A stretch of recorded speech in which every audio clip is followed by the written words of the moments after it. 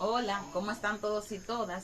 Yo soy Carolina Sepúlveda García, docente del área de matemática, y en esta ocasión vamos a estar hablando de un tema súper interesante.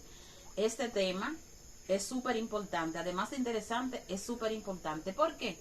Porque este tema lo vamos a ver, ustedes lo van a ver a lo largo de todos los grados que ustedes vayan a cursar, además de los que vayan de la matemática que le va a ser impartida en la universidad, van a ver este tema.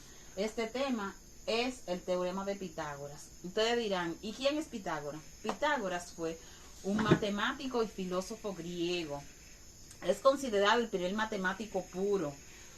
Fue fundador de la escuela de los pitagóricos. Esa escuela tenía la característica y la salvedad de que las personas que ingresaban a ella o que tenían la oportunidad de ser recibido en ella eran personas sumamente cultas, además de tener un coeficiente alto. ¿Por qué? Porque tenían que tener un conocimiento que congeniara, que hiciera acorde, que fuera acorde, perdón, a lo que él establecía. ¿Y qué él establecía? Bueno, ese señor era un hombre, además de que era muy inteligente, era muy disciplinado, y esas personas que entraban a esa escuela tenían que reunir estas cualidades.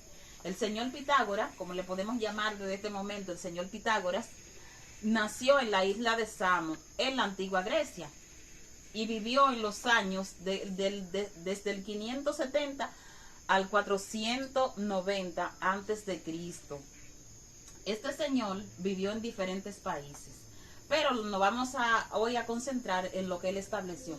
Él estableció el teorema de Pitágoras, donde él decía, hablaba o planteó sobre los triángulos rectángulos, sobre la medida de los triángulos rectángulos, tomando en cuenta de que él no fue el primero en descubrir esa fórmula, ni fue él fue el primero en demostrarla, pero no fue el primero en descubrirla, porque antes de que él le diera demostración, ya los babilonios y egipcios tenían papiros escritos, pero no habían podido demostrarlo. En uno de los viajes de Pitágoras a Babilonia, se interesó por esto y entonces creó esta fórmula.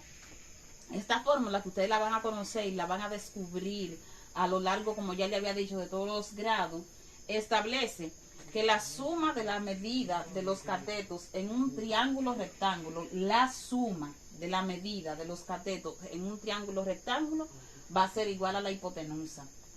Ustedes me dirían, profe, pero ¿y si yo tengo la hipotenusa y tengo uno de los catetos, entonces cómo puedo encontrar la otra medida?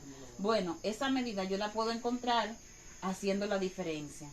¿Cómo hago la diferencia? Bueno, tengo la medida, tengo el cateto que desconozco su medida, tengo la raíz erradicando que indica la raíz, y tengo que la hipotenusa al cuadrado menos el cateto que me falta, menos la diferencia del cateto que me falta, entonces esa va a ser la medida que vamos a buscar. Nosotros tenemos que saber también que esto no solo se utiliza en las matemáticas, también las personas que estudian arqueología o que realizan trabajos arqueológicos utilizan esta medida, pero la utilizan con letras como son la Z, como son la Y y como son la X. ¿Por qué? Porque ellos tienen que establecer una medida de profundidad a la hora de realizar sus excavaciones.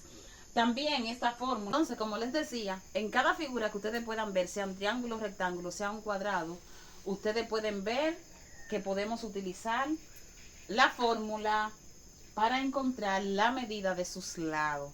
Ha sido un placer. Gracias.